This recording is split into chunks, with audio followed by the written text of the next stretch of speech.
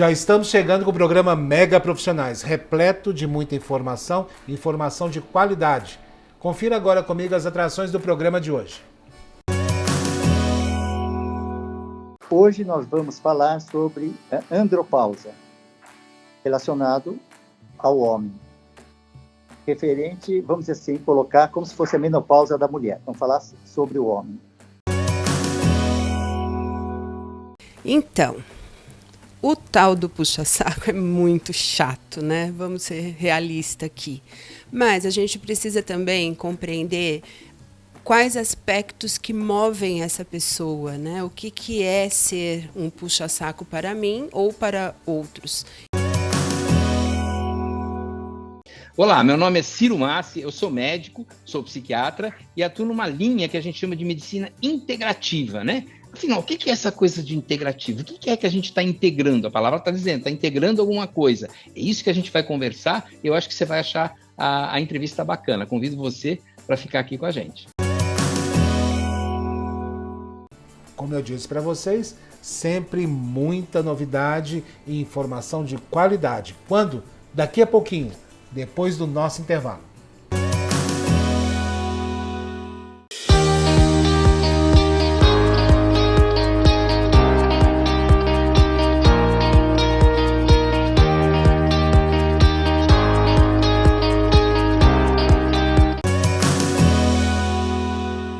Já estamos de volta e agora vamos falar de um assunto muito importante para homens e mulheres, mas especialmente para os homens. Vamos falar da andropausa. Claro que todo homem já ouviu falar, claro que todo mundo já ouviu algum conhecimento básico a respeito, mas muita gente ainda desconhece como se tratar, como se precaver principalmente das consequências da andropausa, né? Mesmo porque muita gente ainda nem sabe exatamente como é e tem até preconceito a respeito.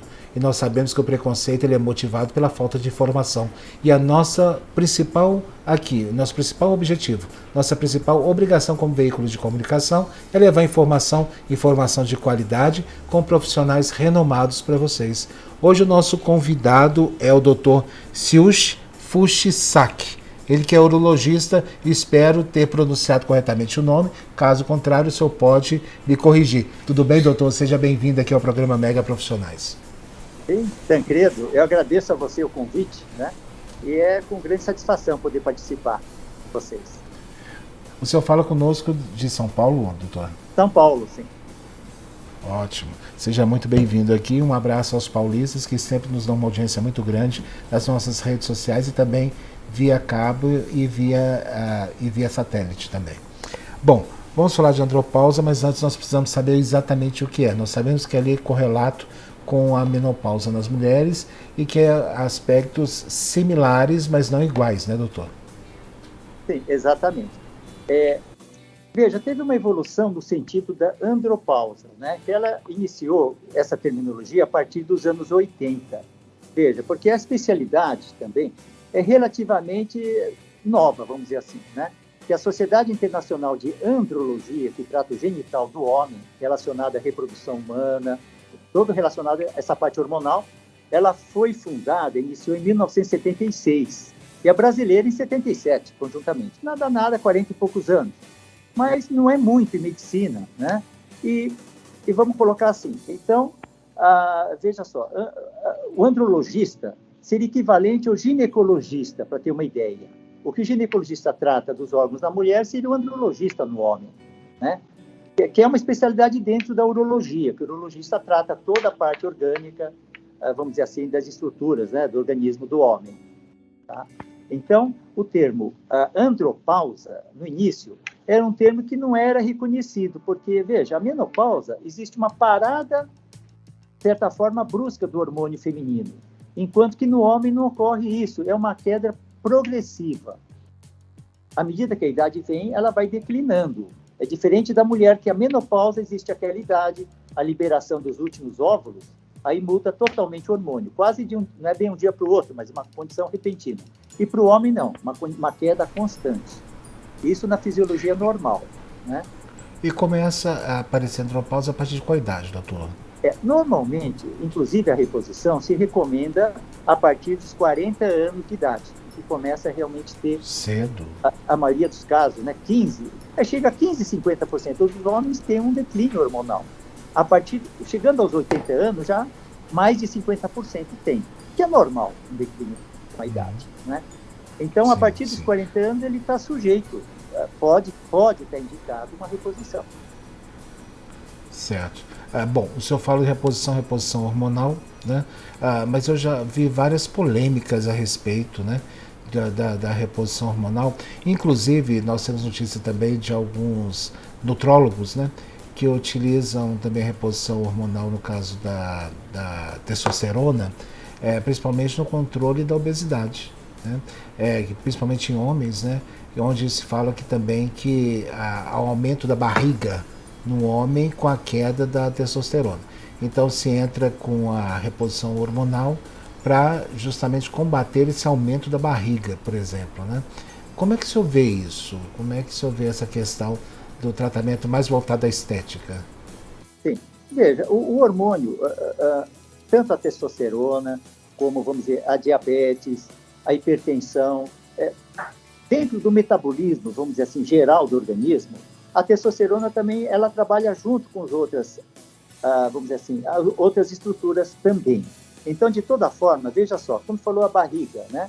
A barriga, vamos colocar assim, a barriga do homem, estamos falando do andrologista, né? É diferente da mulher.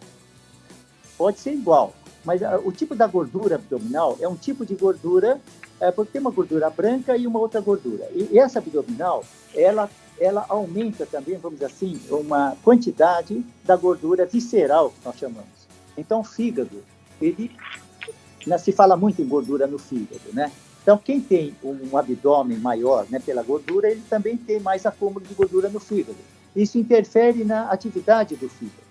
E o fígado acaba interferindo na queda da testosterona também, né? Então, veja que está relacionado a diabetes, colesterol, a obesidade, principalmente, né, todos estão interligados. Então, uma melhora no nível de um acaba ajudando uma outra condição.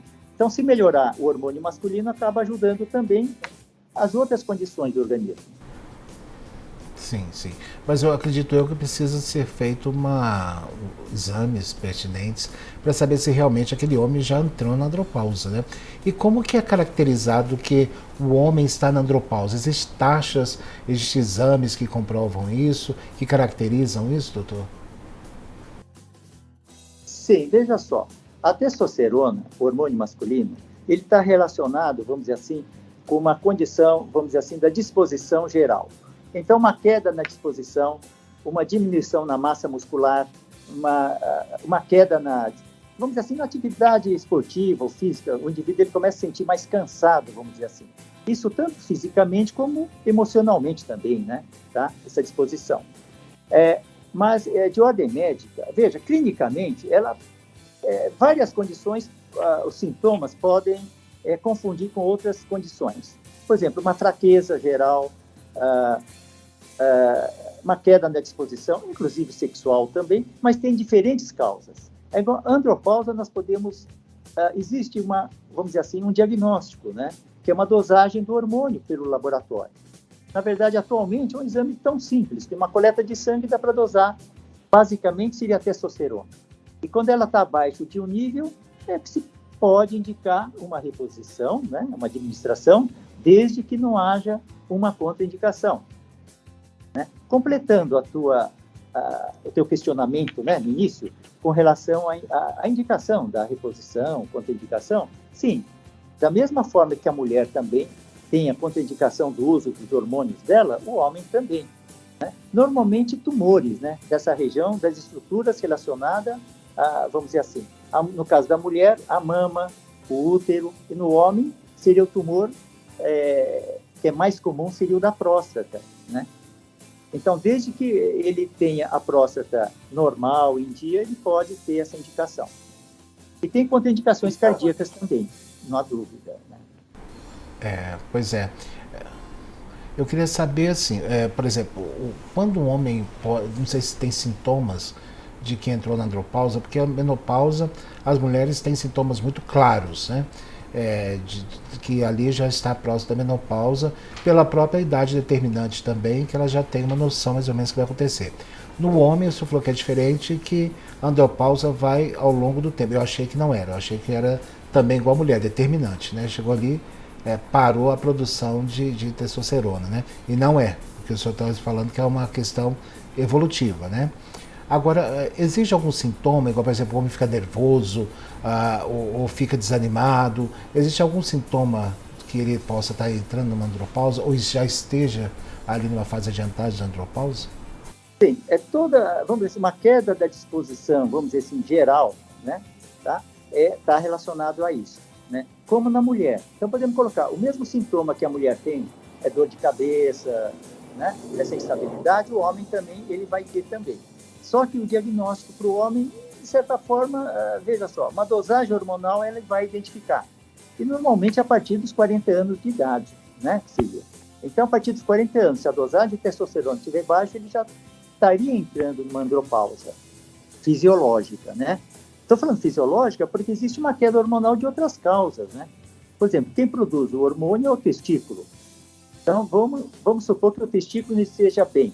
Um processo inflamatório, o indivíduo ele pode nascer, já de nascimento tem uma deficiência testicular, que é muito comum os testículos não descerem vamos dizer assim, para o saco escrotal, para a bolsa escrotal. Aí o testículo, com o decorrer dos anos, ele vai atrofiando. Isso quando tem essa condição. E é bastante frequente que no nascimento, 10% das crianças não estão com as bolinhas no saquinho.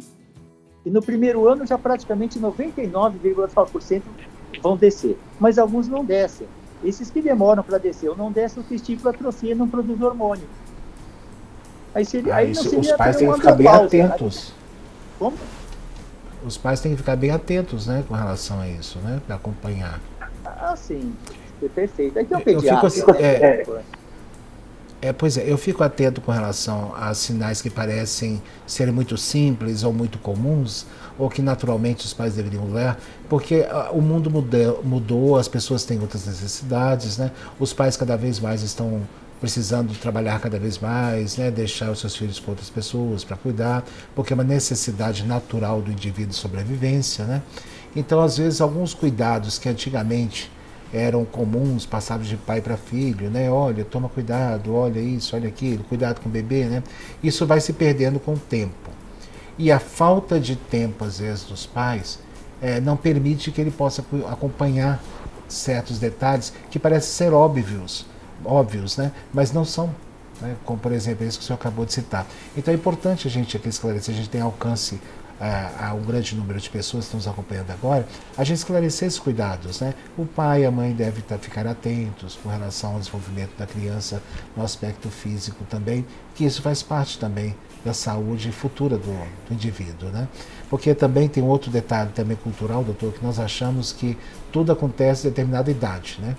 Então, a baixa testosterona, nós vamos nos preocupar somente depois dos 45 anos.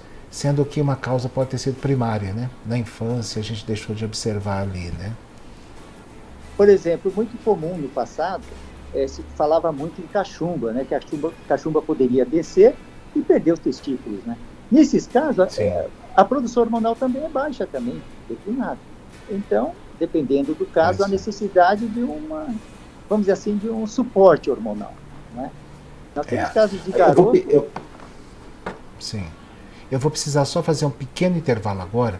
Eu gostaria que o senhor ficasse conosco aqui, para a gente esclarecer mais dúvidas a respeito, que é muito importante a saúde do homem, principalmente porque o homem não tem um histórico como a mulher, né? Se preocupar ali com a saúde. Geralmente quem preocupa com a saúde do homem é a mulher dele, né? E infelizmente aqueles que não são casados precisam ficar atentos, né? Que é importante ter a saúde do indivíduo de uma forma geral. Permanece com a gente um pouquinho aqui, por favor, doutor. Nós precisamos da sua colaboração aqui conosco hoje. Ok? Pois não. Obrigado. Okay. Nós vamos agora chamar um quadro nosso de grande sucesso, que é um programa que todos vocês já acostumados a acompanhar, que é o quadro Em Busca do Equilíbrio com a Miriam Moraes. Só que eu tenho uma dúvida especial e particular para falar com você, Miriam. Como nós devemos lidar com o chamado puxa-saco no trabalho? No trabalho, na vida, enfim. É difícil, né? Porque tem aquela pessoa que fica, às vezes, ali, né? Sempre puxando seu saco. Você não sabe como lidar com aquela situação. E você, Miriam, qual a sua opinião a respeito?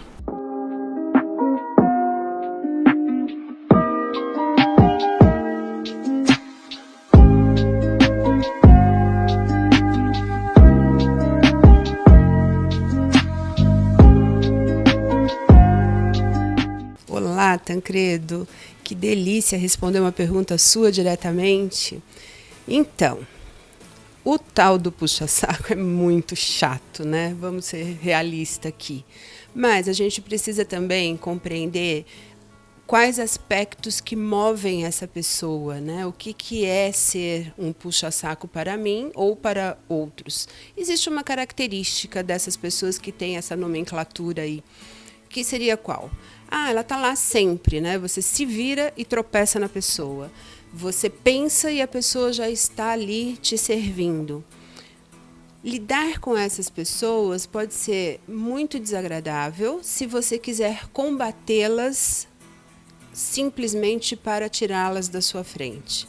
Mas pode se tornar uma pessoa muito agradável e até um bom parceiro de trabalho, quando você compreende que essa pessoa ela está muito para lhe servir. Então, aí neste momento, você começa a conduzir. Por que essa pessoa ela está sempre ali? Ela está sempre querendo mostrar trabalho, ela está sempre... Qual é a necessidade dela? Muitas vezes, as pessoas que estão, né, numa posição de hierarquia superior, assim como você, que tem vários funcionários e várias pessoas com quem você interage, você não tem tempo, não é uma questão de querer ou não, é uma questão de tempo mesmo, de olhar para cada um e entender qual é o processo ou quais dos aspectos emocionais que estão envolvidos ali. Porém, quando existe esse puxa-saco que está ali o tempo todo, é uma pessoa que provavelmente você vai ter que parar para olhar. Qual é a necessidade dessa pessoa? Talvez um elogio seu, talvez realmente seja uma pessoa que esteja para servir. Comece a dar mais funções, comece a mostrar para ela que você a vê. Com isso, ela provavelmente vai ter uma tranquilidade maior. Mas esta pessoa deve parar e olhar para isso também. Por que eu estou fazendo isso, né? Por que eu não me acho suficiente só fazendo o que eu preciso fazer? Claro, não entrando numa zona de conforto, mas para que eu preciso estar o tempo inteiro me mostrando, me firmando, me autoafirmando? Então, é muito mais da pessoa, novamente, do que seu. Mas como você lida com isso, Tancredo? Você lida com isso olhando para essa pessoa, tentando entender o que significa para ela estar ali te servindo e com essa expressão que a gente coloca de puxando o seu saco. Eu espero que você consiga olhar para a pessoa ou para as pessoas e que consiga mudar esse quadro para você e para a pessoa também. Volto com você aí no estúdio, Tancredo.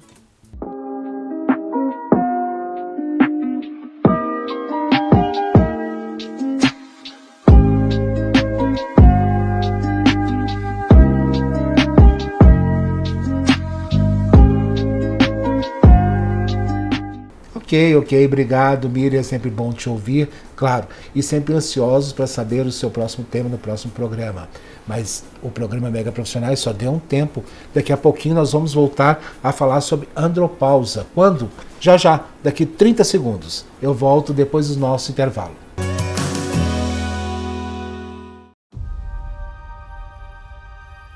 Soon, the galaxy will be remade.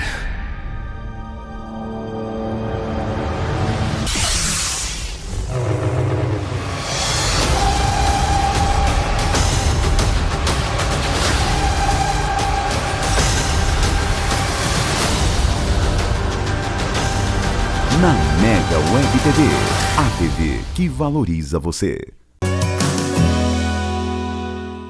Já estamos de volta. Para você que acabou de chegar, nós estamos falando sobre andropausa agora aqui no programa.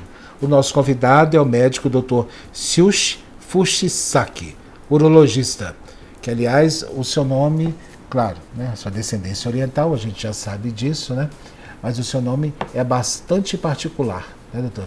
Quem já ouviu jamais vai esquecer, né? O senhor nasceu no Brasil mesmo? Não, eu nasci no Japão. O senhor nasceu no Japão? Issei que fala, né? Issei é o primeiro. Nasci lá. Mas peraí, o senhor nasceu lá e antes de aprender a falar já veio para o Brasil? Porque o senhor domina o português... Na verdade, com um ano e pouco foi quando nós viemos para cá. Ah, certo. Já... Eu sou mais pronúncia é perfeita. Que muita gente, viu? Não duvido disso, não duvido. Doutor, nós falávamos antes de entrar no intervalo comercial que essa questão da andropausa, né, que os cuidados com a saúde do homem devem se ater desde a infância, né, e não esperar chegar aos 40, 45 anos, quando o organismo entra com a baixa de produção de testosterona, e hoje já aprendemos através do senhor que essa baixa ela é gradativa até chegar em idade maior, diferentemente da mulher, onde tem um bloqueio imediato, né, da produção de hormônios, que na mulher é a menopausa, né. E nós falávamos também do cuidado, da atenção de ver essa saúde do homem já com a criança, né. Agora, o senhor usou um termo no bloco anterior, falou do andrologista, né? E eu particularmente, né, porque talvez não seja culturalmente ligado à informação do que o urologista é que cuida da saúde do homem, né? O andrologista, só para a gente entender, para diferenciar, o andrologista é uma especialidade da urologia, é isso? Só que eu fiquei meio perdido nesse momento aí. É um termo, da mesma forma que foi colocado a andropausa, né, ela veio da andrologia, né, que andro seria o homem, né, na verdade é uma área mais específica, o genital do homem, né, como seria o ginecologista da mulher, ele vai tratar o genital da mulher, né, e o andrologista o genital do homem. Mas quem trata a parte genital do homem é o urologista, né, a parte da próstata, testículo, seria isso. Doutor, eu preciso entrar no assunto agora que me veio com relação a especialidades, né? Eu conversando com um médico que é clínico geral, aqui no programa, numa entrevista aqui no programa, e esse clínico geral, o que acontece com o passar dos anos, né?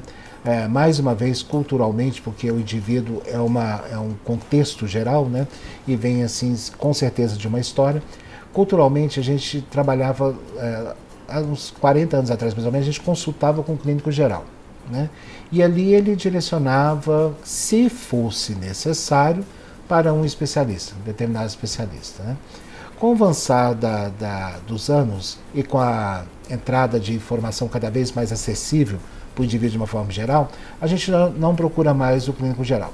A gente já sente uma palpitação cardíaca, já sente uma falta de ar, você já vai determinado no especialista, né? E lembrando que o especialista cuida de determinada área. Hoje a gente já sabe que o indivíduo, a gente cuida dele de uma forma integral, né? Porque a gente sabe que está tudo ali interligado, né?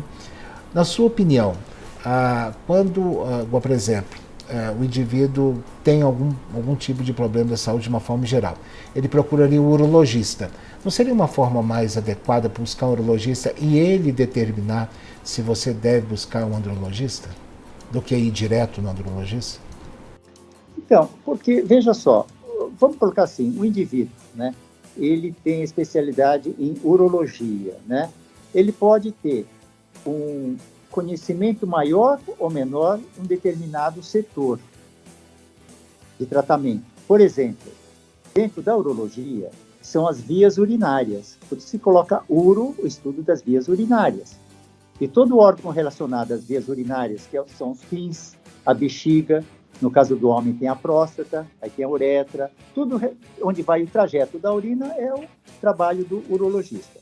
Agora vamos colocar assim, então tem aquela especialidade, o profissional que ele se especializa mais em próstata, e o outro mais nos rins, e outros em cálculos urinários, que é uma outra área. E andrologia nessa parte mais genital, mas é urologista de base. Agora, então o profissional que ele trabalha mais nessa parte genital, ele vai trabalhar nessa área hormonal também. Agora, se ele for mais de próstata, ele vai tratar câncer, tumores de próstata, tudo relacionado à próstata. Veja só, até em cálculo, tem diferentes especialistas, né? Tem várias formas de se tratar o cálculo renal. Tem através do cateterismo, uma cirurgia endoscópica, tem a cirurgia transcutânea, que no passado era uma cirurgia aberta, né, que era com corte, e tem as litoterapias também. Oi. E a gente vê aí a evolução da medicina em diversos ramos, né? Se a gente for ver isso, a gente fica até doido, né? Você não sabe exatamente quem ali procurar, né, doutor? Para isso tem informação, muito especialista. Né? Nosso papel aqui nesse exato momento, né? Eu quero voltar com relação... Exatamente, né? Mas muito cuidado em buscar o Dr. Google aí, né? Muita gente se desesperando à toa aí, sem saber nem o que está falando, né? Bom, Vamos lá. Voltando à questão da reposição hormonal, né? Claro que o urologista vai avaliar e em determinado momento ele vai fazer reposição hormonal. Nós sabemos também que existem medicamentos que fazem essas reposições hormonais de livre acesso do público, de uma forma geral, em farmácias, e todo mundo tem o conhecimento. Aí vai e usa aquele gelzinho, né, que passa de reposição hormonal, principalmente quando vê que ouve falar que está desanimado, a barriga está maior, pode ser a produção de testosterona que caiu, a idade já acaba culminando ali, às vezes até a libido também baixou, automaticamente o indivíduo, principalmente o brasileiro que tem um histórico de automedicação, vai lá e faz o uso do gelzinho lá que faz a reposição de testosterona, né? E vai implicar naquele momento que o senhor falou que o cérebro para de produzir, né? Porque ele entende que está tendo um excesso ali de testosterona, né? Eu queria só que o senhor enfatizasse isso, para a gente deixar claro para o nosso telespectador a importância de buscar um profissional nesse momento. Então, mesmo o profissional médico que está acompanhando, que é muito importante, ele deve indicar e saber as contraindicações, se pode utilizar ou não. Inclusive, tem dosagens também. E o profissional, vamos dizer assim, o médico, ele também ele precisa de dados, ele precisa de resultados de exames laboratoriais que vão mostrar a dosagem a ser indicada, as contraindicações, se pode continuar usando ou não, né? Isso é dado pelos exames de laboratório, né? Mas quem é que sabe desses dados? Alguém tem que coordenar. No caso, um médico que está na área, ele pode e deve ser acompanhado mesmo para esse tratamento. E quando a gente fala, às vezes, nessa questão, às vezes parece que é um tratamento longo, demorado e doloroso, né? Porque tem que fazer as aplicações ali de... eu não sei como é que é feito isso, doutor, é injeção, é isso que é feita, essa reposição hormonal quando necessário? Com relação ao tratamento, você comentou com relação aos cremes, o gelzinho que passa, né? Que tem hormônios, né? É muito utilizado, né? Mas tem apresentações injetáveis também, né? Então tem diferentes apresentações. Injetável cada 2, 3 meses, aí já não é diário. Geralmente o creme, o local é diário o uso, né? Mas tudo tem uma indicação e pode ser manipulada, vamos dizer, essa dosagem, né? E a partir de uma certa idade, isso é para sempre, né, doutor? Essa reposição passa a ser para sempre, né?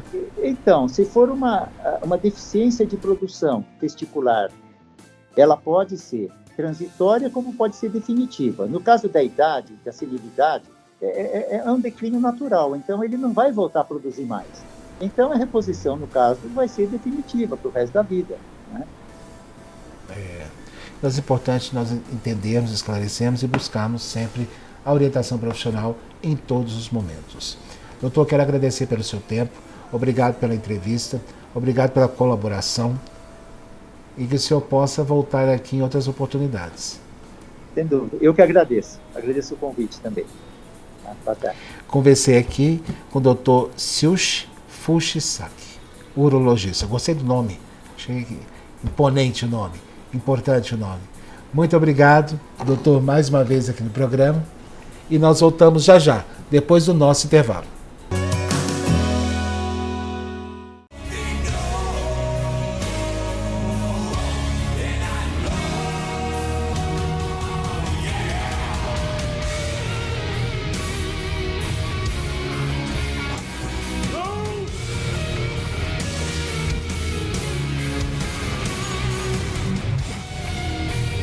Supernatural, a luta entre o bem e o mal. Aqui na Mega Web TV. Já estamos de volta e agora nós vamos falar de psiquiatria. Só que nós vamos falar de um ramo específico, ou uma especialidade, psiquiatria integrativa. Vamos conversar com o especialista da área, Dr. Ciro Massili, que é psiquiatra, e vai nos explicar um pouquinho melhor sobre a psiquiatria integrativa, o que vem a ser e qual a abordagem dela de uma forma geral. Tudo bem, doutor? Seja bem-vindo aqui ao programa Mega Profissionais. Olá, muito prazer. Doutor, só uma dúvida. Psiquiatria integrativa, o que vem a ser exatamente? Psiquiatria é uma especialidade médica, né? O psiquiatra é um médico, ele fez todas as clínicas, ele fez cirurgia, ele fez pediatria, ginecologia, obstetrícia, urgência, tudo. E depois ele se especializou, depois do término da faculdade, aí são 2 a 3 anos mais ou menos, na especialidade chamada psiquiatria, que é a especialidade médica que cuida dos transtornos mentais de comportamento, né?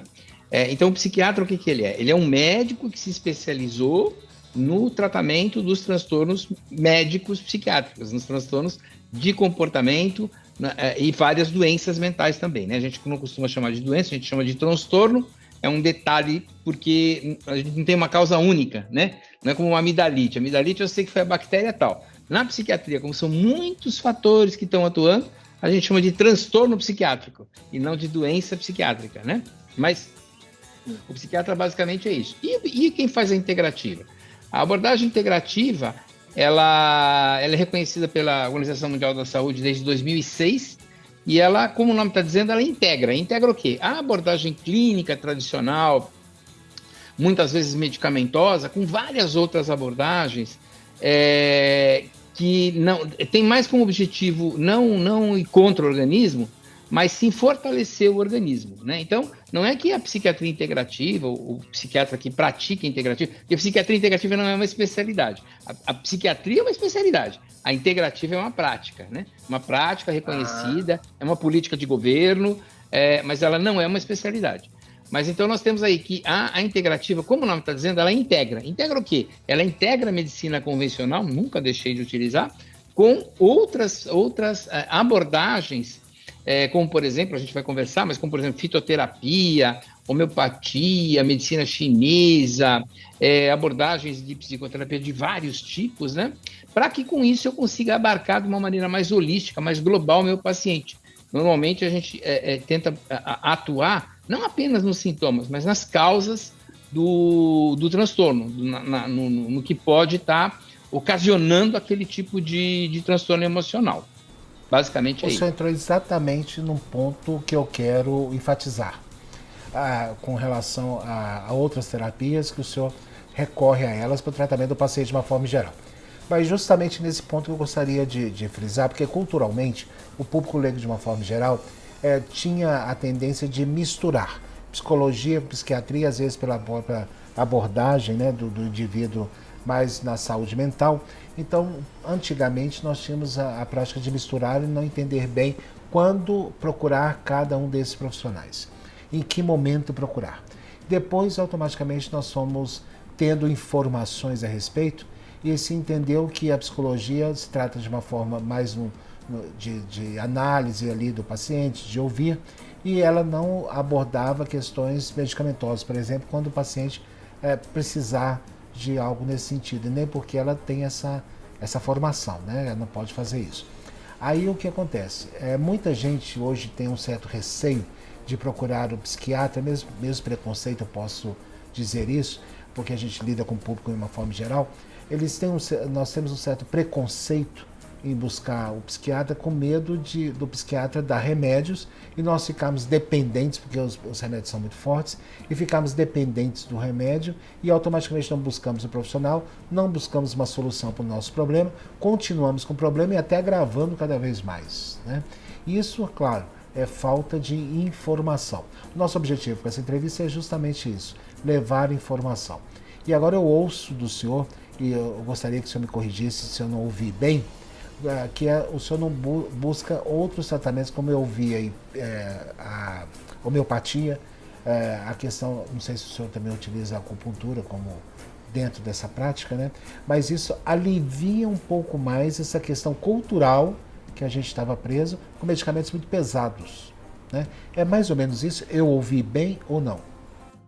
Então, não existe medicamento forte ou fraco, nem medicamento leve ou pesado. Existe medicamento bem ou mal indicado, né? Então, existem situações em que a mão do psiquiatra tem que ser mais pesada mesmo, né? Ele tem que prescrever o que é necessário para o seu paciente.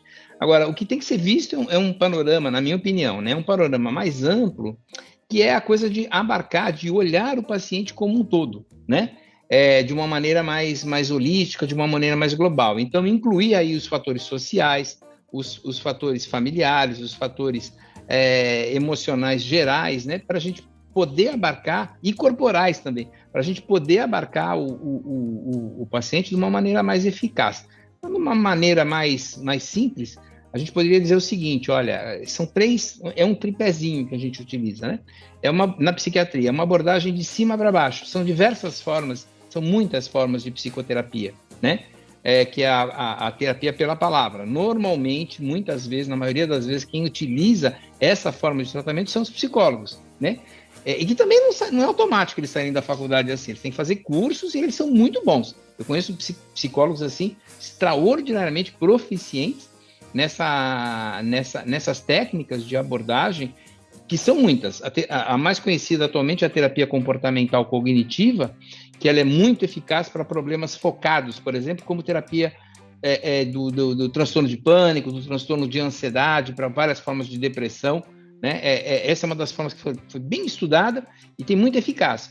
Já um conflito, por exemplo, que vem lá da infância, muitas vezes é a psicanálise que oferece os melhores resultados. Em situações de trauma, por exemplo, um indivíduo que sobreviveu a um desastre, ou uma catástrofe, um assalto, uma situação de violência, tem uma outra forma de terapia que chama EMDR, né, que ela é bem fisiológica, ela através dos movimentos oculares e táteis, e dá um reprocessamento da memória, né? Os psicólogos também receberam formação, tem vários psicólogos. Então, assim, o psiquiatra vai falar, olha, nesse caso, se é um cliente meu, né, que veio direto para mim, eu vou falar, olha, neste caso eu acho mais interessante esta forma de psicoterapia. E, eventualmente, se eu conhecer os terapeutas, eu vou indicar essa ou aquela pessoa para seguir a linha mais adequada para ele.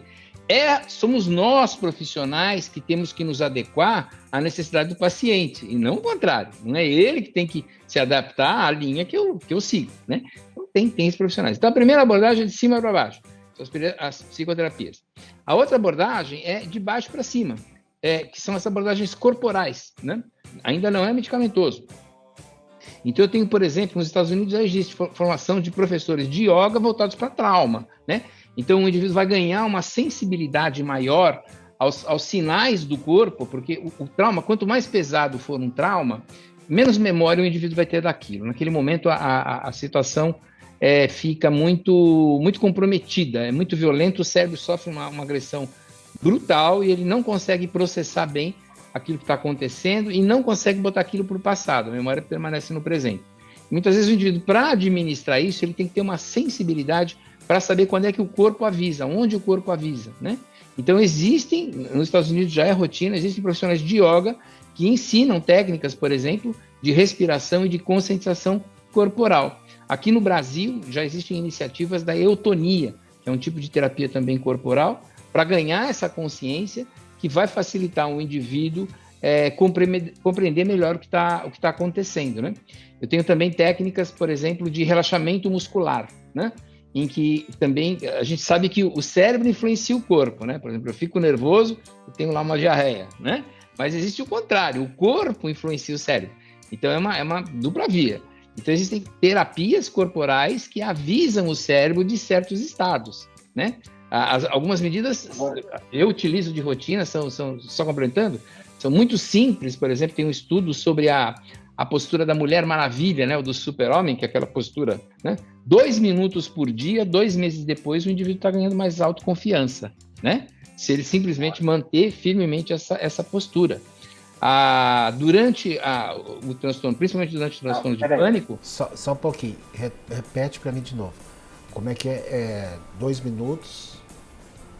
Então, a postura tem trabalho sobre isso, né? É aquela postura de Mulher Maravilha, né? São as 2 pernas afastadas, a mão no ombro, levantar o queixo, né?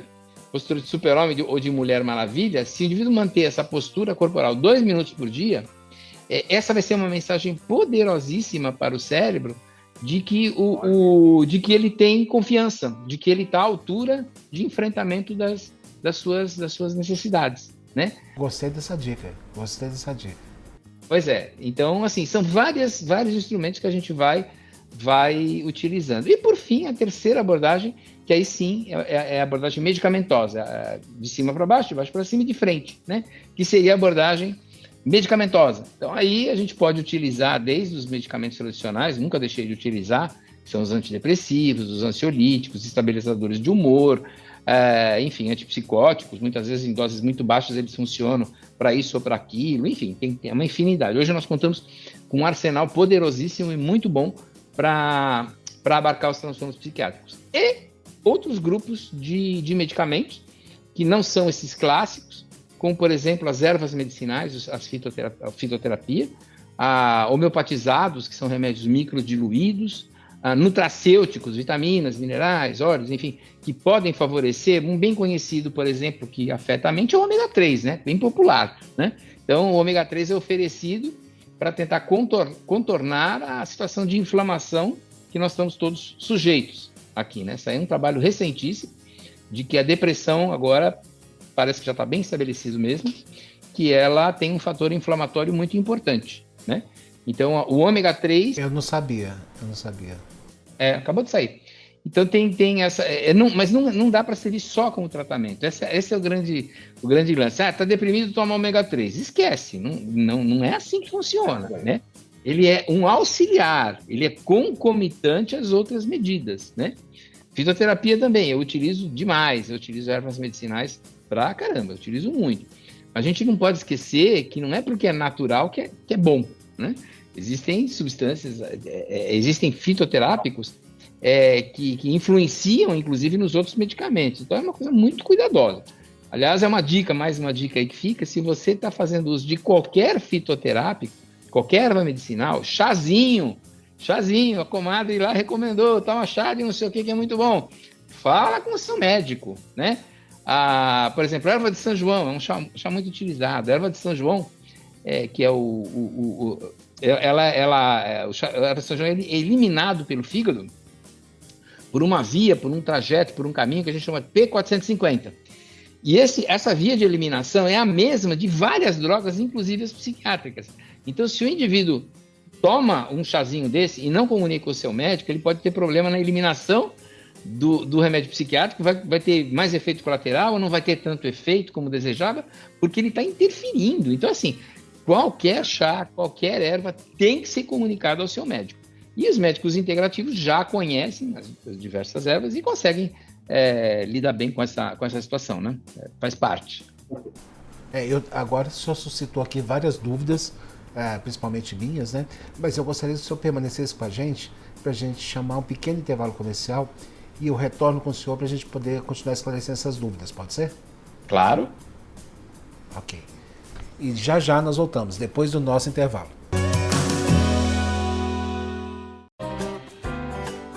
Monk, um detetive diferente.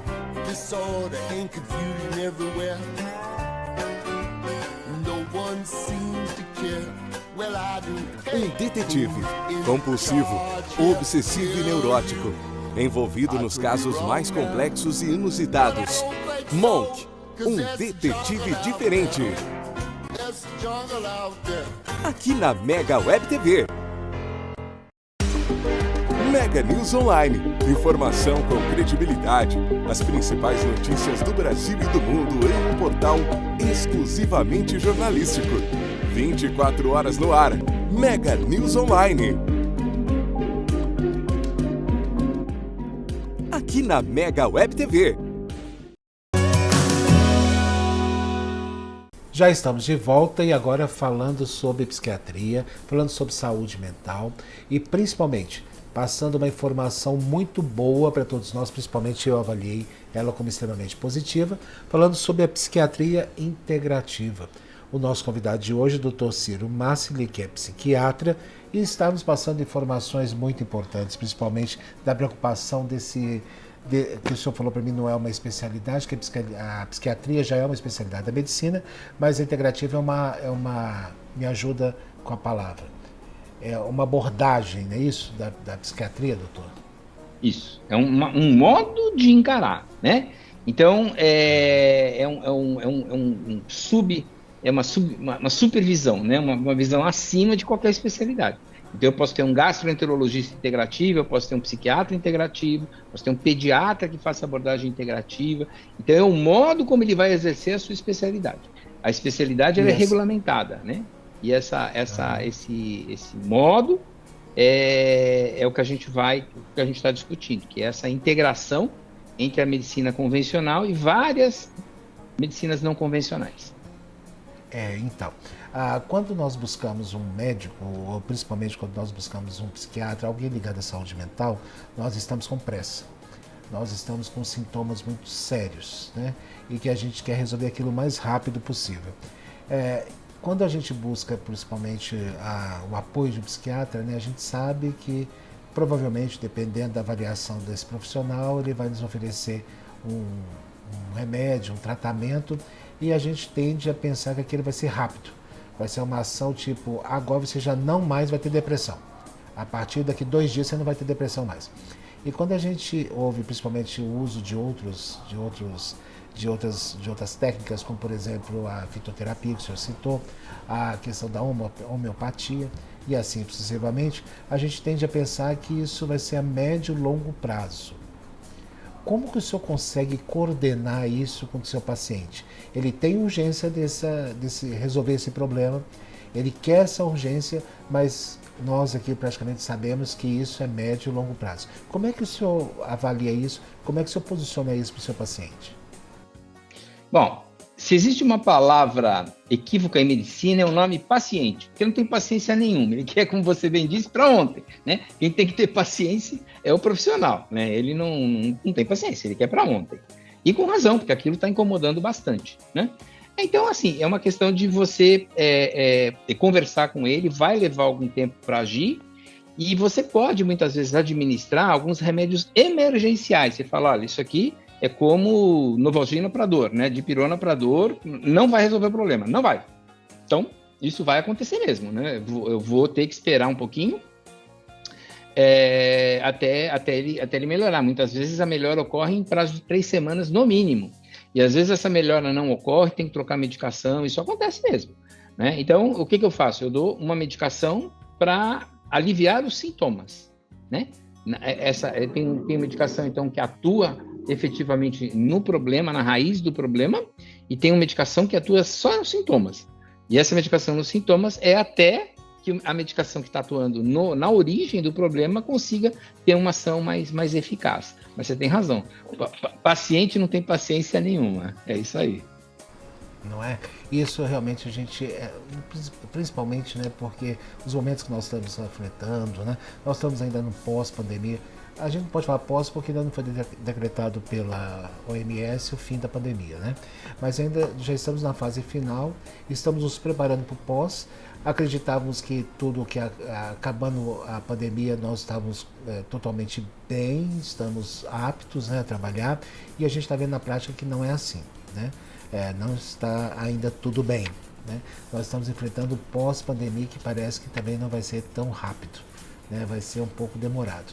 E a gente precisa muito da ajuda de vocês, né? Nós contamos muito com a ajuda de vocês para passar isso. A humanidade inteira passa por um determinado momento, em grau menor ou maior, de busca por tratamento de saúde mental, né? Esse é o nosso grande desafio, né, atualmente. Doutor, o senhor escolheu essa prática integrativa recentemente, o senhor entende ela como sendo satisfatória? O senhor já tem uma casuística positiva a respeito dela? A casuística é muito positiva. Eu faço isso, eu já tenho um bom tempo de formado. Eu me formei em 1980, né? Faz tempo, né? Eu tenho 66, vou fazer 67 anos aqui, né? Às vezes, nossa, você tem cara de jovem, não sei o que, tem muito obrigado. Mas a minha experiência é longa, né? Já foi uma estrada aí bem longa. Então, assim, eu tenho uma boa experiência mesmo. Eu faço essa abordagem que a gente chama de integrativa há mais de 20 anos, perto de 30 anos, né? Já deu para adquirir. E assim, já passou por várias fases, vários conhecimentos que a gente acreditava mudou. Ciência é assim mesmo, né? Hoje você acredita uma coisa e você vai correndo atrás também. Por quê? Porque vão aparecendo coisas novas. A sociedade vai mudando. Se eu falar em 30 anos atrás, as pressões, as expectativas sociais, o modo de educação que a gente recebia é totalmente diferente, né? Não existia nem internet, né? Então, assim, como você vai integrar os diversos aspectos, cada vez você vai atrás do que está acontecendo, né? Então, hoje, por exemplo, para falar no pós-pandemia, né?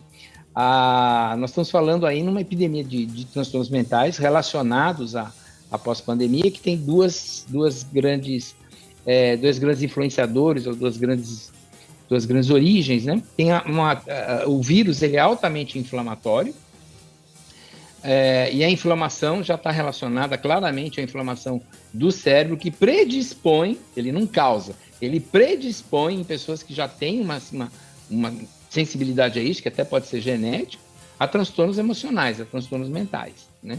Então isso já tá bem estabelecido. Aí eu vou ter por exemplo, a fadiga pós-Covid, que está pegando muita gente, né?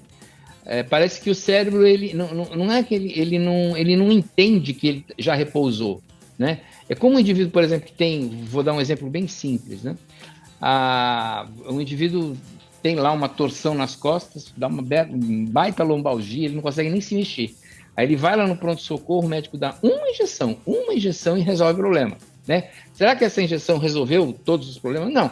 É porque quando o organismo percebe que tem alguma anomalia em algum lugar, ele tenta circunscrever esse problema, ele tenta isolar para aquilo não espalhar para o corpo todo, porque basicamente, né, os nossos ancestrais morriam de infecção. Então esse é um mecanismo clássico de tentar conter uma infecção. E quando é uma inflamação que não é infecção, que não é bactéria que está se espalhando, o organismo não consegue diferenciar e também isola. Então, aí vira um problema, porque eu tenho que romper essa reação do próprio organismo, né? Então, quando vai lá no pronto-socorro e toma lá uma injeção do ortopedista de plantão, né, do médico de plantão, para interromper essa dor, é exatamente isso que eu estou fazendo. Eu estou cortando, desfazendo esse nó, essa defesa do próprio organismo, né? Um outro exemplo, por exemplo, é a dor crônica. O indivíduo que tem dor, originalmente ele tinha um problema, o problema já desapareceu e a dor permanece. É que o cérebro ainda não entendeu que aquele problema foi desfeito, né? E provavelmente grande parte dos sintomas de ansiedade, de medo e de depressão, de tristeza diante do Covid tem uma origem similar a isso que eu estou ilustrando, né? Então a depressão, ela tem uma função originalmente de nos convidar a nos recolher para entender a origem do problema e para descansar, para o organismo ter chance de se recuperar, né? É um mecanismo totalmente automático. Se eu ponho a mão numa superfície que está quente, eu arranco a minha mão rápido, né? O meu organismo me protege, porque senão eu vou ter uma queimadura feíssima. Se eu tenho um problema que ele não sabe direito o que está acontecendo, ele pode falar, olha, cara, você vai descansar, tá? Você vai descansar para me dar a chance de eu me recuperar, né? E o modo como ele faz isso é gerando cansaço e gerando tristeza. O indivíduo que tem tristeza, ele não tem vontade de fazer nada, ele quer ficar quieto. E o cansaço é também isso. Então, muitas vezes, se trata de tentar entender exatamente, tratar a origem do problema, né? Não adianta você tratar só a tristeza. Você tem que entender que aquela tristeza, que aquele cansaço é um mecanismo equivocado do organismo para tentar enfrentar uma situação, né? Então, isso muda totalmente a abordagem. Deixa eu ver se eu entendi uma coisa aqui. Se a pessoa está, por exemplo, estressada, ela desenvolve ali a depressão, né? Ela fica desmotivada, ela não quer trabalhar, ela quer ficar mais parada. É uma reação do cérebro para que ela possa descansar? Uma das grandes reações, várias reações do organismo, elas são defensivas, né? Elas estão te protegendo, é uma tentativa do organismo se proteger. Mas nós vivemos diante de circunstâncias que são totalmente diferentes dos nossos ancestrais, né? Então, por exemplo, uma reação de medo agudo, ela já não tem uma origem, ela teria que gerar uma reação de lutar ou fugir contra aquilo, né?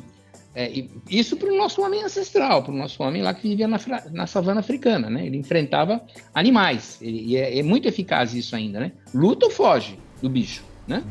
Mas hoje o nosso tipo de ameaça que a gente vive é completamente diferente. Eu não posso lutar ou fugir do meu chefe, né? Se eu trabalho numa empresa, o que eu vou fazer? Eu vou... E aí o meu organismo entra em parafuso, porque vai, eu tô falando, luta ou foge. E ele nem lutou, nem fugiu. E agora? Agora eu fico tenso, eu começo a adoecer, eu começo a ter uma série de problemas, né? Então, é fundamental numa abordagem integrativa compreender como é que o organismo funciona e as falhas que ele tem para na tentativa de nos ajudar, acabar nos prejudicando, né? Ele acaba... Eu adorei essa questão. Eu adorei essas informações.